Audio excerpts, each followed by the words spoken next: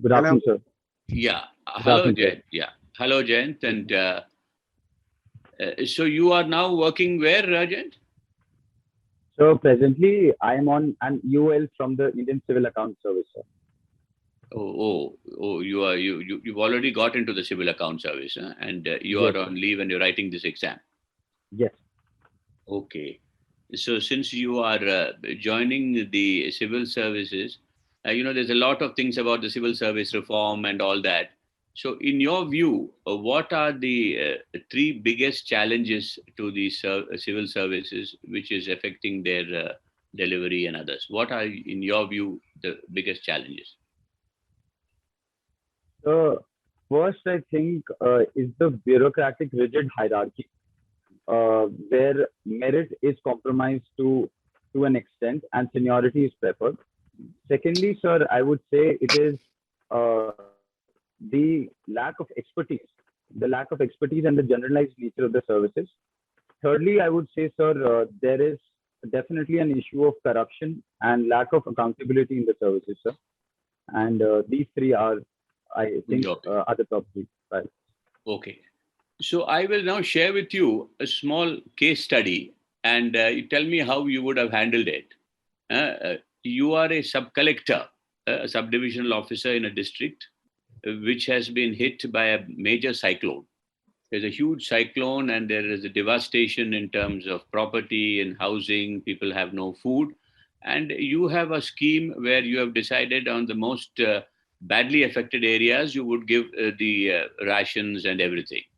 Now, you also have a minister from that district who is also supervising it, but he wants all these kind of things to be distributed into certain areas, to his areas, and you have to navigate this. So, you as a young sub collector, you would talk to the collector and say, please, what is your guidance? What is your advice? So, the collector is a very seasoned chap, so he says that you please handle it so that he doesn't get the flag. So the buck stops with you. You've got to give this thing to the needy, but you have this literally the elephant in the room, the minister, who's putting a lot of pressure on you, and it's a question, and you are young. You've just done about 2 years. So in this kind of a scenario, how would you handle? And there is a lot of relief work to be done. In very much needed, there is scarcity of all these rations. So you have to ensure that it goes to the right people. But then there is a lot of pressure to push it on to certain communities, certain. So what would you do in this kind of a scenario? You have to handle the minister, handle the collector, and the people. So just give me your take on this. So, firstly, I think there'll be two pillars of my answer, sir, and to handle this situation. Firstly, I would think that a database and a transparent approach will be done so that there is no backhand dealing and biases in the allocation of the resources. If there is a statewide or a district-wise, whichever is impacted, analysis and a map is there, a data is there transparently in the public. I'll interact constantly with the public and give out these data that which are the top districts affected in terms of people and the resources being damaged. Then I think it will be difficult for any minister, especially a person in a political position, to go against the needs of the people which are in the open. Secondly, sir, I think that there is an element of good and logic and rationale in every person, be it a minister or the collector. I think I will talk to him, tell him, and convince him through my persuasive powers that how helping the needy will also help him in not just ethically but also in his political fortunes if that convinces him. Thirdly, sir, if there is pressure beyond it, I think that I will still prioritize the needy areas. But in the areas that he has said, I will say that give me a written order and I will allocate the resources only after the priority is met. And these things can be also derived from the community. For example, community kitchens can be there rather than government resources going into those areas because every area should be given sir, focus of the district administration. And lastly, sir, if nothing works, I think that I will route this opinion through the chief secretary, and I think the chief secretary will be a powerful person who can hold his sway against the wishes of the minister. But you see, unfortunately, as a young sub collector, You see, you have no access to the chief secretary. Your buck stops with the collector, who is not helping you. The minister has got his own constituency there. He wants to do it. And it is very difficult because you're wedged between a collector who's a very seasoned guy who doesn't want to get into these kind of things. And he would just tell you. So it is a very difficult kind of an entire, and this is where the entire demotivation, integrity, and everything happens. Because if you yield once to this politician, then he's your district minister. Then for you as a sub collector, it is difficult. So these are some of the things, and I've asked you the question, but I myself don't know the answer because it's very difficult. But what I wanted to tell you is that these are areas where we have to look at when we talk about civil servants, how much of commitment you can have. But have you heard of this thing called the Karma Yogi that has been now come by the on the civil services reform? The new government of India thing on completely revamping the civil services. This has actually come from the Prime Minister. There is a program called Karma Yogi. Have you heard about it? And what are the major things on that? So, yes, sir, I've heard of the Mission Karma Yogi civil services reform, sir. And sir, this reforms basically tells about how to allocate roles and responsibilities to the appropriate person in the district administration and the hierarchy, rather than following an ad hoc approach. So, sir, it is also a training platform. It's an integrated training platform with expert courses, and the promotions can be linked to the attainments of your expertise and skill levels in different areas. Thirdly, sir, the government also plans to integrate the transfers, the promotions, and other transfer postings through the platform later on. And so this is also facilitated by the iGOT platform of training, sir, by the DOP. Have you gone into the Karma Yogi programs? What are the objectives? You have not told me the objectives. I don't think you have really gone into it in some details. My advice is this is a question that is going to be asked time and again for an aspiring civil servant. Please go into the entire Karma Yogi training program. There is a thing called IGOT, where from the academy on, there is an online training platform. So simple things. You go through it so that you can answer this with confidence. This is something that if you do well, you can really shine. So I just thought I'll tell you. Please, Rajshekar, will you now? Yes, sir. Yeah. Thank you, sir. Thank you, sir. Thank you, sir. Hello, Mr. Jain. Good afternoon. Good afternoon, sir. Yeah. You are from Delhi, right? Yes, sir. So you have chosen your subject as political sciences and international relations, right? Okay. Just let us come to the topic of this farmer strike. Why it is? What do you think that whether it is being handled properly or not at all handled properly? What is your observation about this? Why such long strike is happening? So I think the farmer strike, the root cause is that the laws that are passed by the parliament, although they have been by consultations, but I think what the farmers are saying that broad consultations have not been taken with them, and serious consultations may have not been taken prior to the passing of the law, which the government has denied. And sir, it is an issue because it directly affects the marketing of the produce by so many farmers, because they're dependent on the APMCs and the network and the Arihatias network. They are also apprehensive of the contract farming arrangements that have been envisaged, because they think that a monopolization may take place. And there is a differentiation of the market piece between the APMCs and the private trading that the laws also envisage. And the farmers think that even though in the short term the government may support APMCs, but in the long term, most of the trade will be routed through the private mandis, and the APMC's infrastructure will slowly dilapidate. And in the long term, their safety net and the support system of MSPs, that will dilute. And so they also allege that the Arhatiyas and the market piece that is being taken should not be vilified as such, because they play a lot of important role in building infrastructure such as roads in Punjab and etc. And it also forms a major part of the revenue of the state government itself. So that is an issue, sir. Apart from that, sir, have also raised miscellaneous issues such as the Electricity Act and the proposed amendments, and also the air quality, the Commission on Air Quality that has been passed, that has been passed, which penalizes double burning. So all these issues are on the table, sir, and despite 15 odd consultations with the government, no agreement has been reached. So, do you support the formulas, or you say that there could have been a better way of approach to that? Sir, I think in the long term, there is a need for such a farm law, and this need has been talked not just from the government, but from market experts such as Dr. Ashok Gulati is there and other people, sir. Even the Niti Aayog and the Economic Survey have pointed out to tangible, rational logic behind these systems. Because, sir, APMC's system currently, the MSPs and the food subsidy that we give, it's not sustainable in the long term. It skews the agricultural pattern towards the rice wheat system, and it also jeopardizes our efforts towards climate change mitigation and environmental degradation in terms of groundwater decline, etc. Sir. So I think that in the long term it is beneficial. The intent is good, but more consultations can happen. The government has rightly proposed a stay for a year and a half, and I think that should be there. A middle ground should be there. And I found that you have done in BTech in biotech and biochemical engineering, right? You have a very vast scope in that. Why did you choose from biotech towards your civil services? What is your change of interest? Why have you done a biotechnology and then shifted towards civil services?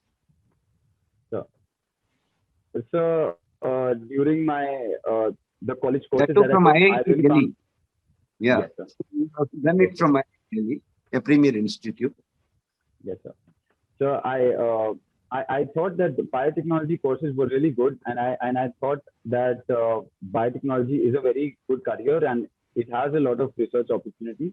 But sir, due to various experiences and internships that I did in biotechnology research in Paris, then in the core field, and also in the consulting domain, and as the general secretary of the college. So these three experiences convinced me that although there is scope, my bent for administration and my capability for administration and governance is much more than my research bent, and I would do much more better and be more satisfied in the administrative domain. So that convinced me, sir, to switch careers from biotechnology to civil services. Sir. What is the latest self-help book that you have read? Sir, I've recently reread the Atomic Habits book, sir. It is by Mr. James Clear. It was released in January 2019. Yes, sir. It is about building good habits and how to break bad ones. It's a very enlightening book in terms of the practical insights that the author gives. And I also like the book because, sir, in my own life, sir, I have seen numerous stark changes in my own habit patterns. Right. Thank you. Thank you. Over to the chairman, sir. Thank you.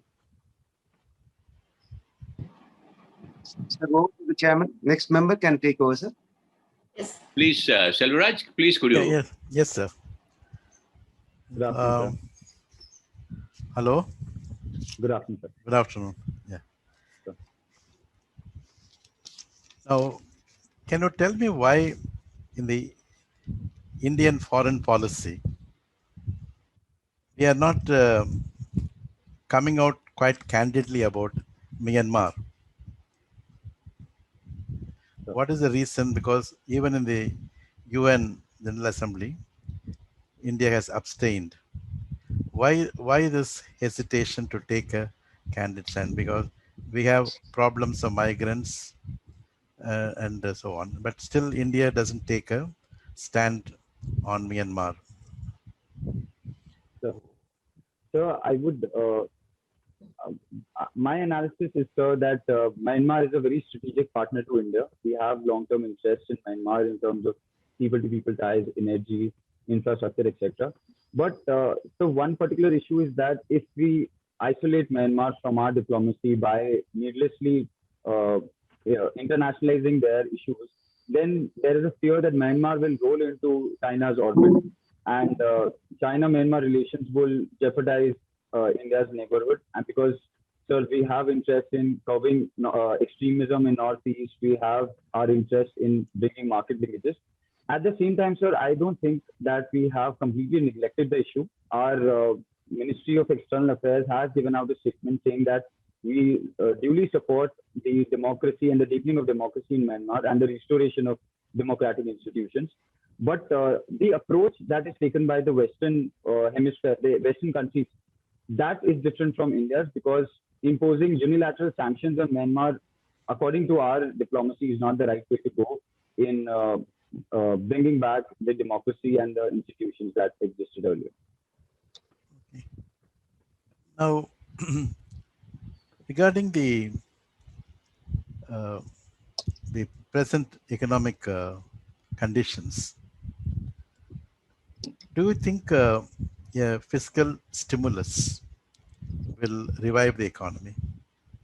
Because some opinions are divided on this. Why is it so? Suppose you were part of the finance ministry, how would you advise the government? So I definitely think that there is a need for considering the fiscal stimulus, especially because there is a large pending demand, as well as the supply chains and the supply units have been constrained. So both on the demand side and the supply side, we see that there is a need to give the cash and increase the purchasing power of the consumers, so as to demand and the investments in the economy.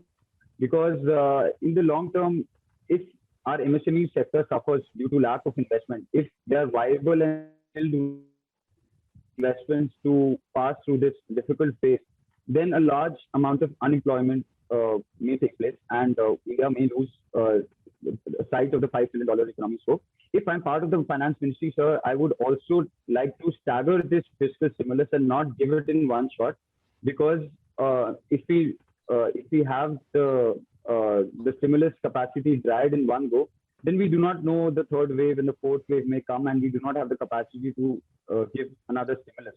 So I'll reserve a part of the finances, but still opt for a stimulus in the near to short term, sir. Do you think India's food security would be strengthened by GM foods? GM crops, rather?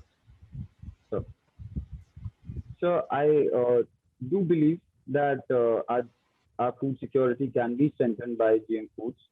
However, You are for or against GM food? Sir, I'm for GM foods, but with certain caveats. You're a biotechnologist. Sir, yes. What is your take on GM foods? Sir, as a biotechnologist and aspiring administrator, sir, I would like to balance those issues. I would see that from a biotechnology perspective, I do see a lot of upsides in GM foods in terms of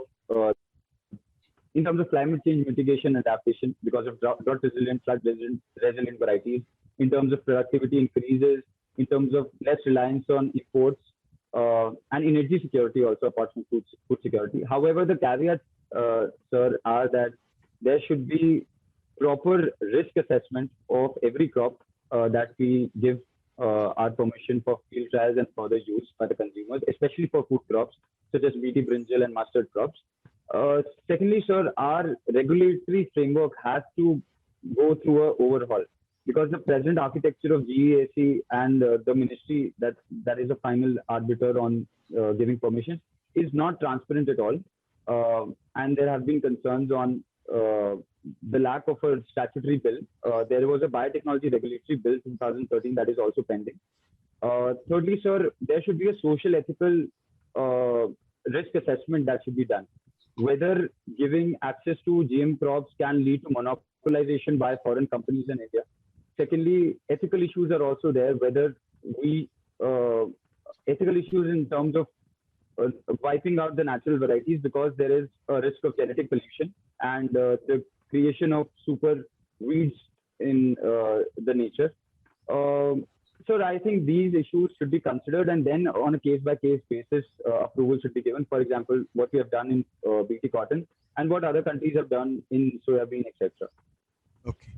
Thank you. So, Thank you. Over to the next member. Yes, Deepalan, please, Professor. Yeah, thank you. Yes. good afternoon, sir. Jayant, you're able to hear me? Yes, sir. Yes. Mr. Jayant, has Infotech weaponized biotech? Sorry, sir. I am not able to hear you very clearly, sir. Are you able to hear me now? Sir, yes. Yeah, has Infotech weaponized biotech? Sorry, sir. May I repeat the question? As I understand, has Infotech weaponized biotech? Yes. Infotech. Okay.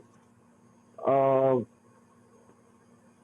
Sorry, sir. I do not have understanding. Let me elaborate it. It's a kind of a tricky question because I was listening to Yuval Harari, and I'm sure you've heard about Yuval Harari. Sir. And there is an issue that human being is biochemical algorithm. So humans can be converted into biochemical algorithms, and this biochemical is where the biotech is going to contribute, and then we have Infotech bringing in algorithm. So ultimately, human body can be hacked. So, So can you comment on this? What is the future here? sir. So broadly, I think that with every new technology and an era of new technologies such as biotechnology and info technologies such as AI and big data, I think it is a double-edged sword. We can weaponize it to hamper the future of our humanity and the institutions that we are living in. At the same time, we can also use it for good. Definitely, sir, the point that was put across by Yuval Noah Harari and in his book 21 Lessons for 21st Century is that this can be misused. And so, sir, we have to take it in a constructive way that we need to think of these issues and then work towards reducing the worst outcome that can be possible. I also subscribe to the view that a lot of functions that our body does is a result of biochemical signals. And if we use AI and big data to realize what genes and what biochemical signals and proteins and hormones work to induce certain functions, we can manipulate the human body and its functions to a large extent. However, sir, it will be nice to say that the Frankenstein predictions that have been given by Yuval Noah Harari, because in the short term, in the medium term, so we do not have the capability to decipher every code in our body and every gene in our body. It remains Okay, not necessarily every code and every genes, but per se, for instance, the idea of digital dictatorship is very much a potent idea when you talk about China. so. So how is biotechnology contributing to this kind of digital, so-called digital dictatorship? So there have been uses of digital biomedical devices being planted into people on a pilot basis or for military purposes, etc. Not on a large scale and not in China as such, but there have been issues of cyber surveillance of Uyghur community by race and ethnicity. That is there, sir. But sir, digital dictatorship directly, as of now, sir, in my understanding, has not been linked with biotechnology to a large extent in China. With respect to COVID pandemic, sir, if you're referring, I can elaborate more. Yeah, please do. So, there has been a theory of lab leak theory, and this theory says that digital algorithms and protein structure was studied to a large extent, and this was modified in the coronavirus. In the spike proteins, there are traces of new amino acid residues, and these may have been utilized to create a coronavirus strain, the SARS-CoV-2, and that is leading to a biotechnology chaos around, sir, due to the COVID. All right.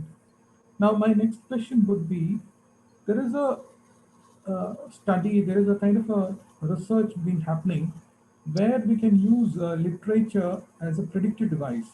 Can we use big data or algorithm to predict conflict zones before it happens, the conflict before it happens, a prognosis?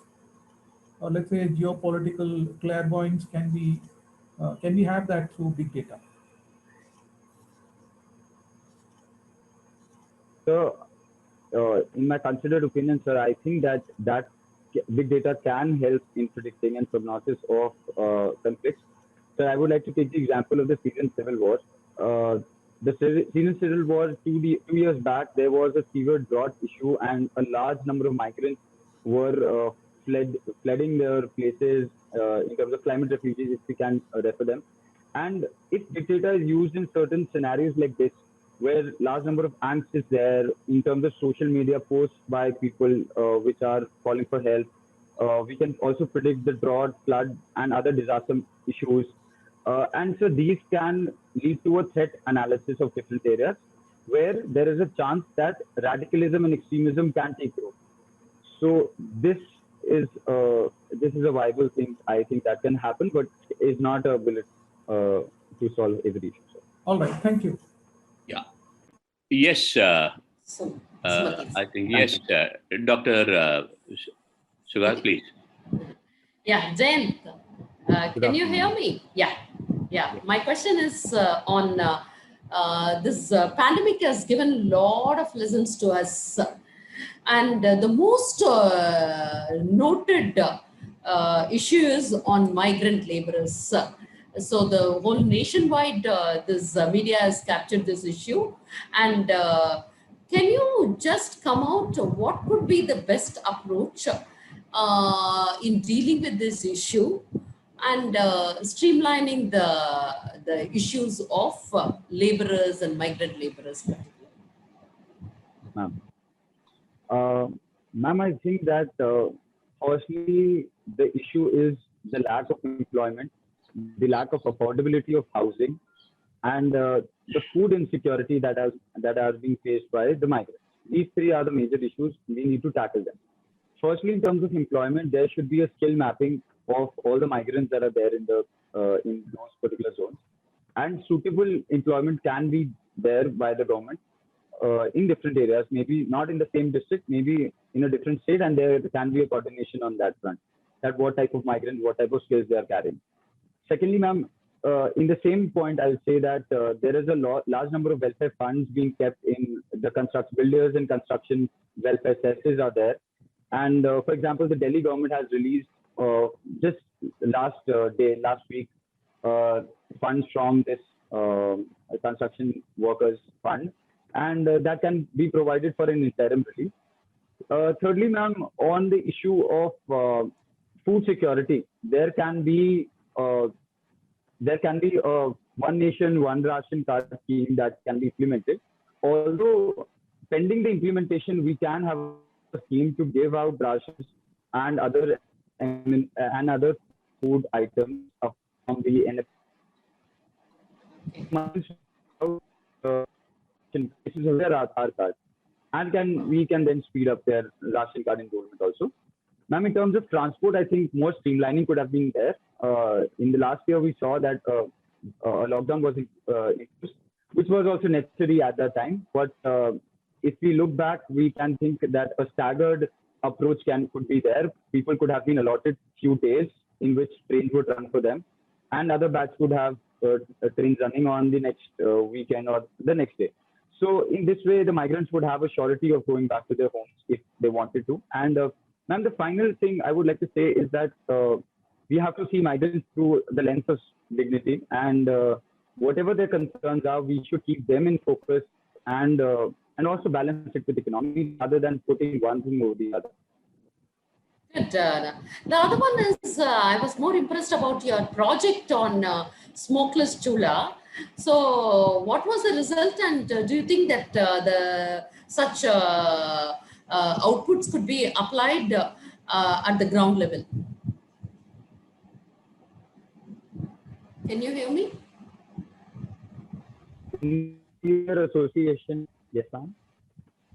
Can you hear me? Yes, ma'am. I can hear you, ma'am. Your voice is slightly breaking. I don't know for the others. Yes, ma'am. I can hear you. Yeah, now you get your project on smokeless chula. Okay, so what is the output?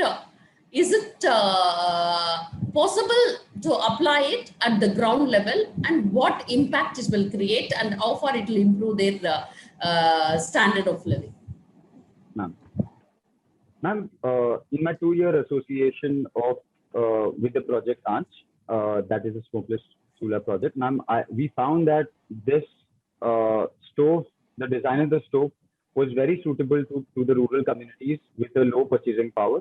There are alternatives which have more efficiency in terms of the less fuel output and in terms of less pollution maybe. But then these are above the purchasing power of the people and they do not get implemented on a sustainable basis. For 2 years, we saw that there was a large demand, not just in Delhi, the area that we worked, the Bhati mines and Chhatarpur area. We had also a collaboration with Gandhi Fellows in Udaipur, Rajasthan, and in Uttarakhand. We had orders from all around India in 6 to 7 states. Ma'am, I would say that it can be implemented on the ground. The government has the Unnat Chulha Abhiyan, under which there is a subsidy for the chulas that qualify for the Ministry of New and Renewable Energy program. And that can be scaled up, especially because, ma'am, the LPG stove issue is there where the CAG audits have found out that even though the government has distributed these stoves on a very good subsidized rate, the utilization is and the penetration is low, even in the houses which have the LPG stove, because of the refilling of these LPGs, and also because of the cultural food habits that have been formed over a long period of time. So I think these can be a medium term or a short term way to go about the way, so that we can plug the deficit in the coverage of efficient fuels in the area. Good, Jayant. I'm really, really impressed about the holistic answer which you have given. Over to Chairman, sir. Okay. So thank you. So we will give you, each of us will give you a little feedback on what we have seen. So first of all, you've answered all the questions very well. You have a lot of confidence and personality. So what I would only add is that, you should just look at the general knowledge a little more on some of the things that are very current, which are pertaining to civil services, like this Karma Yogi thing. I would suggest that you go through that in some more detail. What are the things, because it's just come. So there would definitely be questions on that. And even on some of the other questions, there would be a carry forward onto the civil services, integrity, delivery, all come back into Karma Yogi. So this is an area where you can score a lot of points by trying to bring this into it, So just go through some of these other things like farm laws and the usual thing. You have got good poise. Go a little slowly when you're answering. Once the question is there, gather your thoughts and then answer. And you are absolutely fine. I think you have a lot of confidence and you have some time. So I think use this time, to relax a little. You've done your work, you've finished your things, you're on the final lap, and I don't see any problems at all. So as they say, go with full confidence, and I'm sure you will do well. And I would request Dr. Selvaraj to give his views. And once we have finished, if you have anything to ask us, we'll be happy to also give you. So, Dr. Selvaraj, you could please. Jayant, my observations are: number one, you're quite articulate. You're able to convey what you want to convey. And you have to reduce the speed of talking so that your points get registered quite firmly. Secondly, when I asked you some questions, you were rather critical of government departments. As a civil servant, you should not be vocal about what is wrong in the establishment, because you are part of the establishment. Therefore, if you want to highlight such problems, be diplomatic. Maybe you can say that some improvements are required, such as this, but don't point out, but this ministry is not doing the work, therefore the policy is not working. So you have to be rather discreet about it. Okay.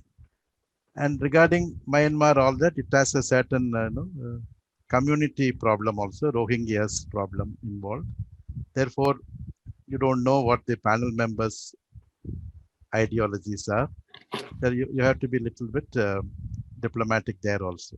So I think you have to temper your answers so that you don't take a very sharp, definite view, because nothing can be definite. Things are always in a state of flux. So you need to moderate your answers and see that you are representing the government. When you are representing the government, what would be your answer? That is the reality check you must have in your mind. Okay, otherwise it's fine. All the best. Thank you, sir. I'll keep that. Mr. Deepalan, would you like to? Yeah. Deepalan, please. Yeah, thank you, sir. Now, the issue of how, because you're a biotechnology student from IIT Delhi, so the cutting edge ideas of how Infotech is weaponizing biotechnology is a very live issue. Okay, and leading to China is a very valid example of how they are utilizing the idea of human body and how to tap algorithm out of it and how to, how to control. So this is something what we call Orwellian scenario where it's unfolding. So should be ready for a discussion because you're an IIT student and you speak well. So maybe you should be ready for a discussion. All right, and I was talking about Cassandra project, which was started by Germany in terms of trying to have a geopolitical crisis prediction through literature. So that's something entirely new. So maybe you could have a reading on this. Otherwise, you're doing well. Thank you, sir. Thank you. And Radhishekar? Yes, sir. Thank you, sir. Mr. Jayan, your confidence level and the way of answering in the body language, all are perfect. Since you have already qualified into a civil service and you are already in the training.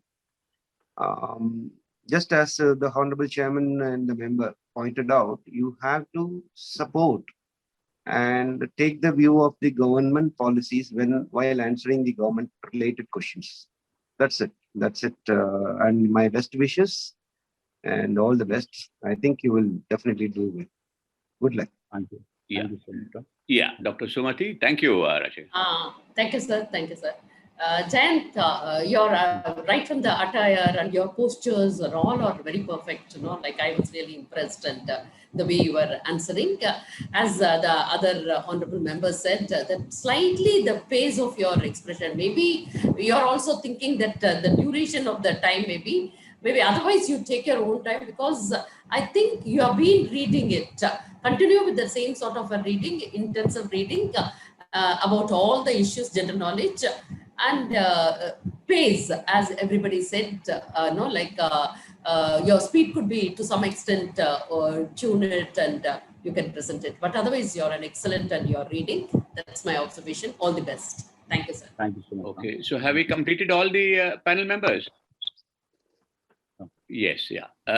So Jayant, wish you all the best. And just one point, because you're from the IIT and all, sometimes, the engineers, they give very crisp answers. So it has to be cut and dry. But I would suggest that many of these things, it's better to be a little more conversational, so that once you have an answer which you think you're strong at, you have to engage them. Because once you have finished it, then that's over. So in order to engage them, you impress them more. So, try to be a little more conversational. And I find, by and large, I shouldn't generalize, some of the engineers and the IIT guys are not very good at that kind of thing. So, it's something that is just a casual remark, but I think you're good. You're doing well. All the best. Thank you. Thank you, sir. Sir, a few questions, sir. And anything that you want to ask? Yeah, please go ahead. Sir, especially I want to ask in the, Mr. Deepalan, sir. So when you asked about the Infotech and Biotech, I didn't understand the question. And on repeating it, that also didn't come to me. So that situation, how to avoid that thing and get out of that thing, especially when a member is insistent on like 2-3 times he's saying the same thing. There is nothing about getting out. You need to be very, very frank. Sir, I'm not able to really understand it. So I'll try to elaborate it. As simple as Okay, that. sir. As simple as Okay. that. In Okay. everything, the best way is to be frank and transparent. So then they know that this, if you don't know something also, say, as this is something I don't know. There's nothing wrong in that. And if you can't understand, ask them. It's his, the interviewer will again ask that. Okay. Sure. Okay. Thank Jayant, it's more an personality test. Don't worry about your knowledge, no? Already you've been doing and you've proved in certain levels. And I think be frank, as you said, no? We keep that in mind. It's a personality, how you approach and how you deal with certain issue and how you are perceived. That's what I really wanted to add. Yeah. All the best. Thank you. Thank you, sir. All Thank the you, sir. best. May I leave, sir? Yeah, Yeah. please. All the best.